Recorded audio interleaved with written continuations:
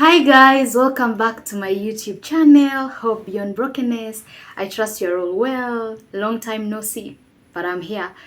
I hope all of you are fine and you've watched my previous video about personality types. Please, I highly recommend that video. Go back, check, have a look. Then do the personality test and get to know who you are, right? So I'm here today to talk briefly about attachment style. Recently, I was listening to some apostle. His name is Apostle Femi Lazarus, and he was just talking about relationships, like what are some of the things you should do before you enter a relationship. And one of the things that he mentioned is heal, heal from your traumas, heal from abusive relationship, heal from pain, heal from unforgiveness, like heal. So this got me thinking, well, healing is one thing, but knowing what are you healing from is also another thing. And on that note about healing, I just thought I should just come here and briefly talk about attachment styles. Now, attachment styles play a very, very big role in determining the type of relationship you will have. Yes, so stay with me. The quality of the bonding you experience during your first relationship determines how well you relate with other people and respond to intimacy throughout life. So it's very important to know what type of attachment style you have. Very important, so you can understand why do you act the way you act, why do you behave the way you behave, why do you react, why do you overreact, why do you keep things, why do you you have all envy when you see your boyfriend or your girlfriend talking to another girl or boy, you feel kawaru here. You understand? These are just ways to, it just gives you some type of awareness, some type of self-awareness that will help you deal with many things. So I have a therapist. I go to therapy, by the way, guys. Yeah, of course, as a counselor, we are advised to go for counseling because we cannot pour from an empty cup. If I'm also having my own baggage, if you come and just tell me things, garbage in, garbage out, it gets to a point that I cannot cancel you anymore. So for my own mental well-being, I have to see a therapist. You understand? So going to a therapist, it helps you go to the root of the issue. Like, why are you behaving the way you behave? Why do you talk the way you talk? Why do you think how you think? It's all influenced by you, the root, like how you grew up, the seed, So an attachment style is simply an emotional connection you formed as an infant to your primary caregiver. Like how your primary caregiver treated you ultimately influences your adult relationships. It could be intimate relationship, it could be just casual relationships, it could be even work relationships, any type of relationships. This type of connection, that how you formed it when you were young, influences these other relationships. So there are 4 attachment styles. Number 1, we have secure attachment style. Number 2, we have avoidant attachment style. Number 3, we have anxious, preoccupied attachment style. And finally, we have disorganized attachment styles.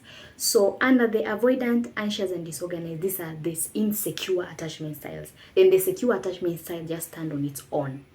All right. So we start with secure attachment style. Number 1, secure attachment style. This is when your primary, or if your primary caregiver made you feel safe, understood as an infant. They were able to respond to you, to your cries, and accurately interpret your changing physical and emotional need. So if you had such parents, you are likely to have developed a successful secure attachment. You understand? So just by that definition, just by the information I've given you, I know you can already predict what type of an adult this person will be. This person will be a person who is self-confident. Is self-confident to express themselves without feeling like they will be shut down, without feeling like their needs or their voice is not worthy to be heard. So these people grow up to be people who are very self-confident. They are very trusting because their parent gave them that trust. Their parent gave them that safe space to always express themselves. You understand? These people are hopeful, very hopeful. And lastly, they have the ability to manage conflicts in a healthy way. You know, like these are the people who, when maybe they were not in the same page with their parent will sit them down and talked. I mean, spoke. You understand? Spoke like, this is the issue here. How do we go about it? I know I'm your parent and I know you're a child, but that doesn't mean that now I should suppress your feelings because I feel like I have the final say. No, like even though the parent was instilling discipline, it was from a safe space, not from a place of manipulating that because I'm your parent you have to listen to me. No, there was that safe space. So these people grow up to become very self-confident, very hopeful, very secure. Even in their relationships, when they have issues, these people are likely to sit down and discuss without shouting, without, there are people who for them to make a point, they have to shout. No, you don't have to shout to make a point. That already tells you that there is something wrong with the root. I hope that it's clear. So these are people who are from this secure attachment style. Then number 2, we go to the avoidant attachment style. Avoidant attachment style.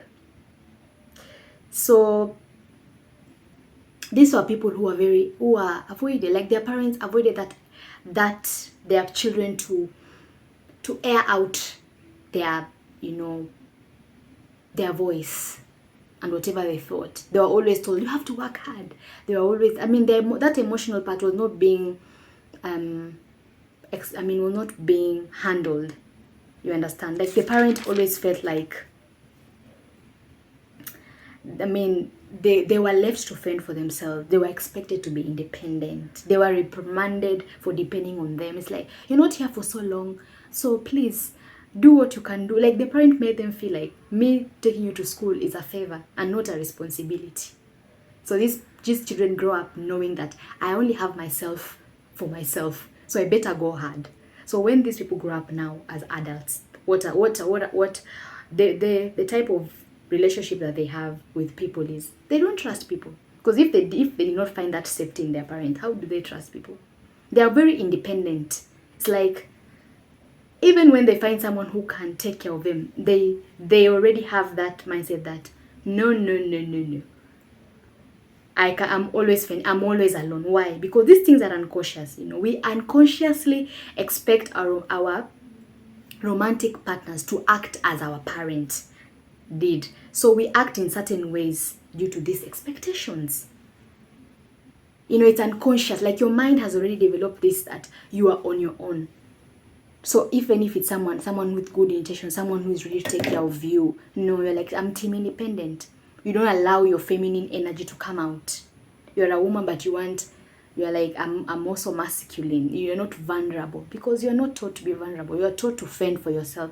You're taught to go all out. You're taught not to be a child, but to be it's like you are the caregiver. You understand? So these children learn to adopt a strong sense of independence. These children with avoidant attachment styles, so that they don't have to rely on anyone else for care or support, because that's what their caregivers put it out like that. So these are people from avoidant attachment style. So number 3, we have anxious attachment style, the preoccupied style. You understand? These are people whose parents were very inconsistent. They were hot and cold, very warm, but very, very not cold. They are there, they're not there. You understand? So there is these children grow up with a deep-rooted fear of abandonment, rejection, and being alone. They had to always put their needs last and their parents first. It's almost like they have to deal with their parents' issues. If their parents are quarreling, they have to step up. They have to be the bigger person in everything. So what do they grow up? They grow up they have fear of rejection, because they could not predict what their parent will be. One time they're very sweet, the other time they're not available. Fear of abandonment. You see, they are always depending on a partner for validation and emotional regulation, because they did not have that space. They were not affirmed. Their parents were on and off. Understand? They have codependence issues. What is codependency issues? These are issues that these are people who suppress their issues to handle other people's issues, because they learned to suppress their own to handle their parents' issues. You know, instead of their parents dealing with their own issues on their own time or privately, they let it out. So this child had to learn how to parent their parents. So they have these codependence issues. Even when they grow up, they're always trying to solve their other people's issues than their own issues. So they have this high sense of codependency. It's not people pleasing, rather, you know, people pleasing and codependency, they almost look the same, but they're not the same. There are people who are just people pleasers generally, but there are people who, if you are codependent, you are most likely a people pleaser, because you always put your need last. You have 100 bob, but you'll buy for someone else something, and you remain with 10 bob for fare. So it comes from this. You feel like you'll be abandoned, so you have to earn love, you have to keep love, you have to just struggle. I mean, you try so hard, and you try so hard. So these parents are, sometimes they used to be supportive, sometimes they will not be attuned to their children. You see, the children have difficulty in understanding their caregiver, and have no security for what to expect from them. So they are always guessing, okay, mami anafikiria nini? You understand? So these people from anxious, preoccupied style.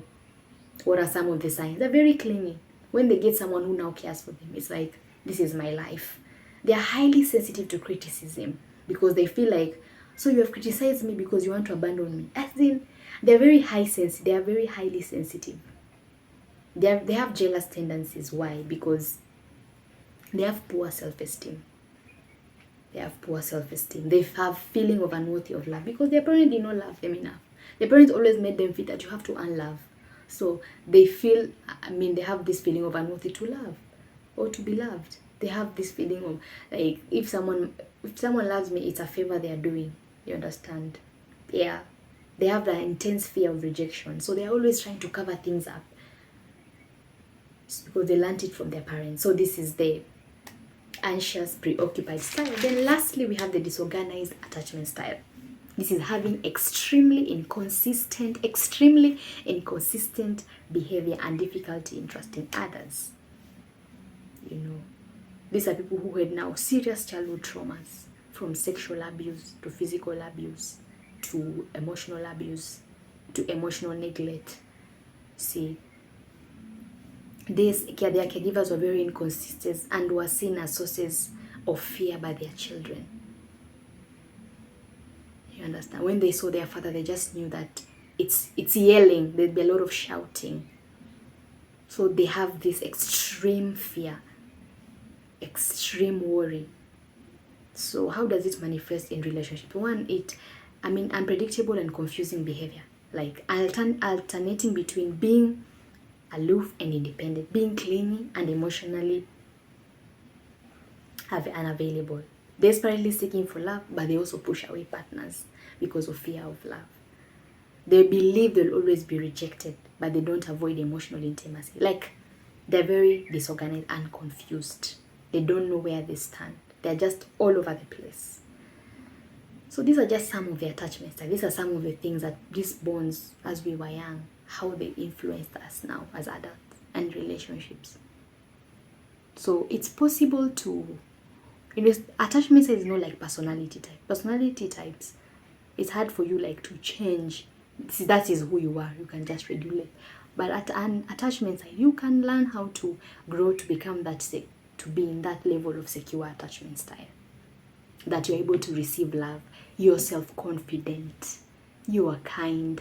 You are very secure. Your self-esteem is positive. It's a work in progress. You understand? Because the type of attachment style, I tell you, affects how you behave. People who are very, very overly sensitive, they're just scared of rejection. It means they're very insecure. So they're either in avoidant attachment style, or anxious, preoccupied, or in the disorganized attachment style. They're very insecure. So it's very important, very, very important to understand where you belong. And from there, you will learn now how you heal. The way the apostle was saying, healing from all these type of traumas, healing from all these type of fears that you have. You feel like, well, this relationship will end and all these things. I mean, it's just your mind. You're just perceiving it because you have always been abandoned as a young child. And you know, if your primary caregiver is the first person you attach yourself to and they don't give you that, then you hardly find a safe space. You hardly think that someone else can be a safe space, because like, if my own parent can abandon me, how much more this man, how much more this lady? If you have the avoidant, you are always team independent. You're always the one who says what a man can do, a woman can do better. You're not feminine. You don't want to have that feminine energy.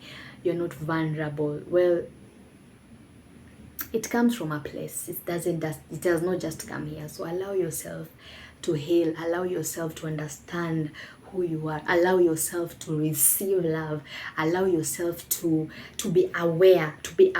I act this way because of this. And heal. Because if you don't heal, you will bleed on someone else. Heal before you deal. And that doesn't mean that now, because you're not yet fully healed, you're not allowed to enter into a relationship. Not necessarily. Healing is not always linear. You just give yourself time, but just that self-awareness that I react this way because of some things. You see, that is the first step to healing. You may not necessarily wait for you to heal completely, because this life, there's always something triggering your traumas. You may heal, but then you see something that triggers it. So does it mean now you will not trust people? Does it mean now you will not enter into relationships? No. Or you will not have friends? No. My point is self-awareness. My point is, where are you coming from? How you behave, how you talk, how you react, what triggers it? Where is it from? Your self-esteem, where is it from? Your negative self-esteem, your negative self-talk, where does it come from? Your codependency, always, there's the difference between selflessness and codependency. It's different. Selflessness is, of course, it's not always about you. You understand? Selflessness is always also caring and extending grace to the next person. But codependency now is suppressing your own to solve other persons. You understand? So yeah, so that's it for today, guys. Tell me in the comment section what do you think it's your attachment style? Or if you cannot tell me, I don't know, you can inbox me or something, then we can talk. You can always go from all this insecure attachment style to the secure attachment style. You can go to therapy. You can find a therapist. You can talk to them.